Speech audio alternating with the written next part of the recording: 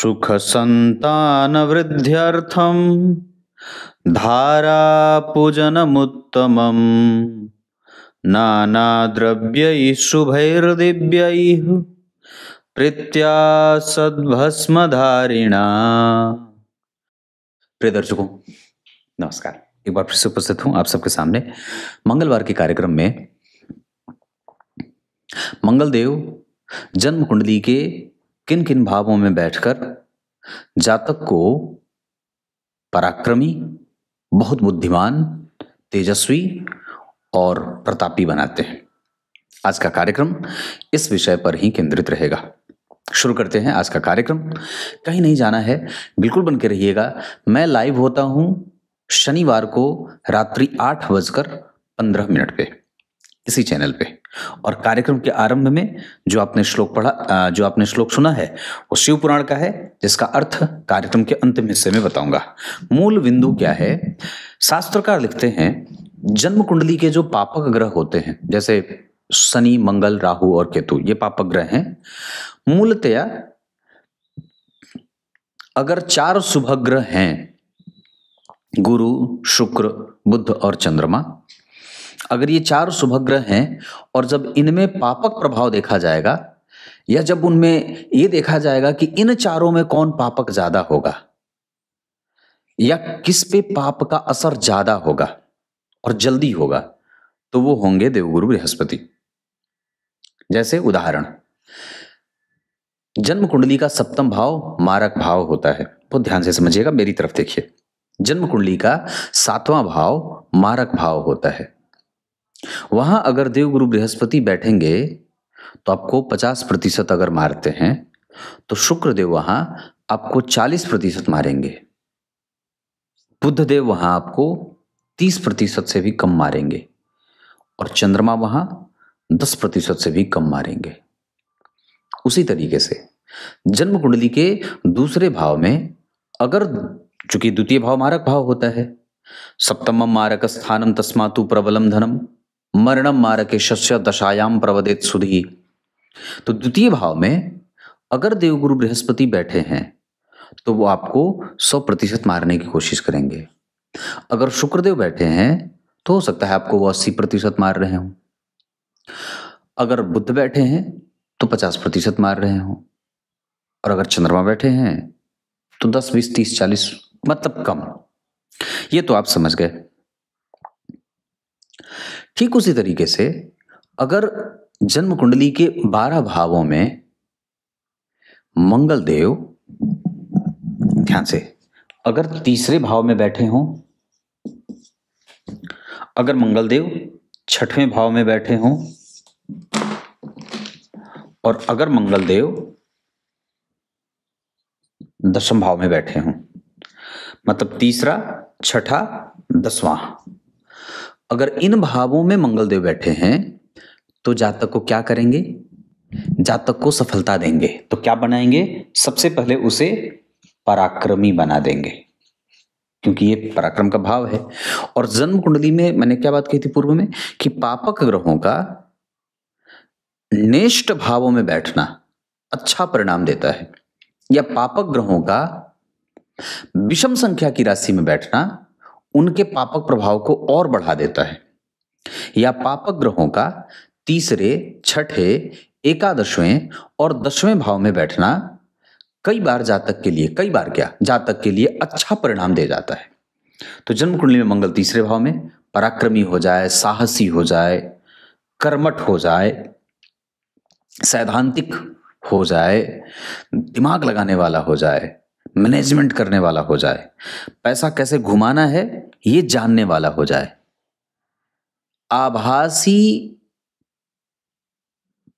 जो बातें किसी के दिमाग में नहीं है वो उस व्यक्ति के दिमाग में पहले आ जाती है, मंगल तीसरे भाव में बैठे होते हैं। तो एक्स्ट्रा कम्युनिकेशन उसका बहुत ज्यादा ऊंचे लेवल का होता है, और वो देखते ही देखते प्रगति के शिखर पे विराजमान हो जाता है। उसी तरीके से जन्म कुंडली के 6ठे भाव में मंगल, जन्म कुंडली के 6ठे भाव के मंगल व्यक्ति को, उसके जीवन में आप 1,00,000 चुनौतियां भर दीजिए और वो ठीक वैसे भी जी जाता है जैसे कर्ण। कर्ण कैसे जी जाते हैं? जन्म लिए और उनको टोकरी में करके नदी में प्रवाहित कर दिया, और नदी में प्रवाहित कर दिया, वो टोकरी डूबी नहीं, बालक डूबा नहीं, और सूत के यहाँ जाकर के वो उनका लालन पालन हो जाता है। मतलब विपरीत परिस्थितियों से उलझने के बावजूद, उलझते हुए भी व्यक्ति युद्ध के मैदान तक पहुंचता है, और जिसका रथ स्वयं भगवान नारायण हाँक रहे थे, उसके सामने जाकर के डटकर मुकाबला करता है। बात है कि नहीं है? तो ये छठे भाव के मंगल व्यक्ति को करा देते हैं। युद्ध क्षेत्र में विशाल सेना को परास्त करने की जो शक्ति होती है, वो मंगल के पास होती है। अब जब दशम स्थान के मंगल की बात होगी, तो जन्म कुंडली के दशम स्थान के जो मंगल होते हैं, वो व्यक्ति को व्यवस्था बनाना, व्यवस्था का संचालन करना, और समाज को किस तरीके से अपना विष पिलाना है, अपनी अमृतमय दृष्टि डालनी है, अपना प्रभाव कैसे जमाना है। जैसे क्या करते थे देवताओं के जो पुरोहित शुक्राचार्य, सारे युद्ध हो, युद्ध के बाद दैत्य मारे जाएं, और मृत संजीवनी विद्या का पाठ पढ़ के सबको जिला दें।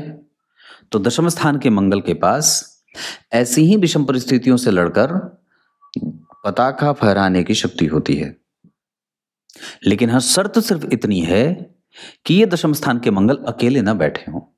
अगर जन्म कुंडली के दशम स्थान में मंगल अकेले बैठेंगे तो आपके करियर को डेविएट करेंगे, आपको कंफ्यूज करेंगे, आपको भ्रम में लेके जाएंगे। एक तरफ आपको खूब ऊंचाइयों में जाने का स्वप्न दिखाएंगे, और दूसरी तरफ आपके जीवन में विषम परिस्थितियों का निर्माण भी करेंगे। दोनों एक साथ होने लगता है। परंतु अगर मंगल वहां अकेले न बैठ करके किसी अन्य ग्रह के साथ बैठे हैं, तो ये बड़ी अच्छी बात होगी। जन्म कुंडली के दशम स्थान में पापक ग्रहों का बैठ जाना जातक के लिए बड़ी श्रेष्ठ परिणाम देने वाला हो जाता है। कुल मिलाकर के मैंने जो बात क्या कही कि तीसरा, छठा और दसवां स्थान मंगल के लिए उपयुक्त स्थान माने गए हैं। इसके अतिरिक्त मंगल अगर जन्म कुंडली के किसी भी भाव में बैठे हों, यहां आप एक और भाव जोड़ सकते हैं, एकादशवां भाव भी मंगल के लिए उपयुक्त माना जाएगा, क्योंकि वो काम का भाव होता है। तो आपके जीवन में प्राप्त करने का जो बल है, वो ज्यादा चाहते हैं कि वो मैं प्राप्त करूं। जातक जिसकी कुंडली में एकादशवें भाव में मंगल होंगे, उसका रिजोल्यूशन बड़ा होगा, उसका लक्ष्य बड़ा होगा, उसकी मैत्री बड़ी होगी। वो छोटे से सिंहासन से उठेगा और पूरे साम्राज्य का अधिपति बनना चाहेगा, ग्राम का मुखिया होगा और प्रधानमंत्री तक की सफर करने की हिम्मत रखने वाला होता है। तो ऐसे होते हैं एकादशवें भाव के मंगल। मंगल के बारे में आप एक चीज और भी समझ लीजिए, उच्च के ही मंगल क्यों ना हो, पर जन्म कुंडली के अष्टम भाव में बुरे परिणाम देते हैं। उच्च के ही मंगल क्यों ना बैठे हों, पर जन्म कुंडली के चतुर्थ स्थान में कई बार उन्हें बुरा परिणाम देते हुए देखा गया है। अगर आपकी कुंडली में मंगलदेव कमजोर हो रहे हों, तो आपको अपने वास्तु देवता की पूजा स्वयं से करनी चाहिए, धरती मैया की पूजा करनी चाहिए, मिट्टी का तिलक लगाना चाहिए। अपने जन्म स्थान पे जहां आपका जन्म हुआ है, वहां की मिट्टी की पूजा करिए, और वहां की मिट्टी को पुष्प अर्पित करके उस मिट्टी का तिलक अपने मस्तक पे लगाया करिए। अगर आपकी कुंडली में मंगलदेव कमजोर हो रहे हों, जैसे अष्टम में हो, चतुर्थ में हो, सप्तम में हो, पंचम में हो, मंगल बिगड़े हो, संतान न पैदा करने देते हो, गर्भ ठहर नता ना हो, नष्ट हो जाता हो, तो आपको अपने वास्तु देवता की पूजा स्वयं से करनी चाहिए। गाय के गोबर का चौका लगाकर उस पर बैठकर नित्य मंत्रों का उच्चारण करना चाहिए। आप लोगों को एक बड़ी अच्छी बात बताऊं, जो व्यक्ति गुरु से दीक्षित नहीं है, जिसके मस्तक पे किसी भी संप्रदाय का तिलक नहीं है, बहुत ध्यान से समझिएगा, जिस व्यक्ति के जीवन में कोई गुरु नहीं है, जिस व्यक्ति के मस्तक पे किसी भी प्रकार का कोई तिलक नहीं है किसी संप्रदाय विशेष का, उस व्यक्ति को भगवान भी अपने यहां आने नहीं देते हैं। वो कहते हैं पहले गुरु से दीक्षित हो जाओ। ठाकुर जी स्वयं यही कहते हैं, गुरु से दीक्षित हो जाने पर तुम्हारी पहचान मेरी दृष्टि में हो जाती है। इस वजह से अपने आप को गुरु की दीक्षा से युक्त करिए, और चाहे जैसे भी आप जीवन जीते हो, चाहे कोई भी मंत्र पढ़ते हो, बिना गुरु से दीक्षा लिए मंत्र पढ़ने का फल विष के सदृश हो जाता है, और वो आपका नुकसान करने वाला भी हो जाता है। क्लियर है? तो मैंने मंगल के बारे में बात बताई है। ये छोटा और विशेष कार्यक्रम है। इसके साथ साथ मंगल देव किसी भी अवस्था में अगर नवांश चक्र में भी ऐसे ही बैठे हों, जैसे तीसरा, जैसे छठा, जैसे दसवां, जैसे एकादशवां भाव, तो इस बात की पुष्टि और मजबूती से हो जाएगी कि व्यक्ति अपने पराक्रम के द्वारा अपना यश अर्जित करने वाला होगा। इसमें जरा मात्र भी आपको संदेह नहीं करना चाहिए। आपके मंगल उत्तम परिणाम देंगे, आपको उन पे विश्वास रखना चाहिए। अब कार्यक्रम के आरंभ में मैंने जो श्लोक पढ़ा है उसका अर्थ बता देता हूं। वंश के विस्तार के लिए, पुत्र संतान की प्राप्ति के लिए, पुत्री संतान की प्राप्ति के लिए, वंश की वृद्धि के लिए भगवान भोलेनाथ पे घी की जलधारा अर्पित करनी चाहिए। शुद्ध देसी गाय का घी अगर मिल जाए, आजकल तो बड़ा कम है, पर अगर शुद्ध देसी गाय का घी शिव जी पे लगाया जाए तो वंश की वृद्धि होती है। जलधारा अर्पित करने से रोगाणु और शोक, रोग वगैरह, रोग और शोक समाप्त होता है। घी शिव जी पे मलने से पुत्र संतान की प्राप्ति होती है, पर विधि उसके ये आपको जानना चाहिए। कुछ इसी तरीके से आज के इस महत्वपूर्ण कार्यक्रम का समापन करते हैं। तब तक के लिए बहुत बहुत नमस्कार।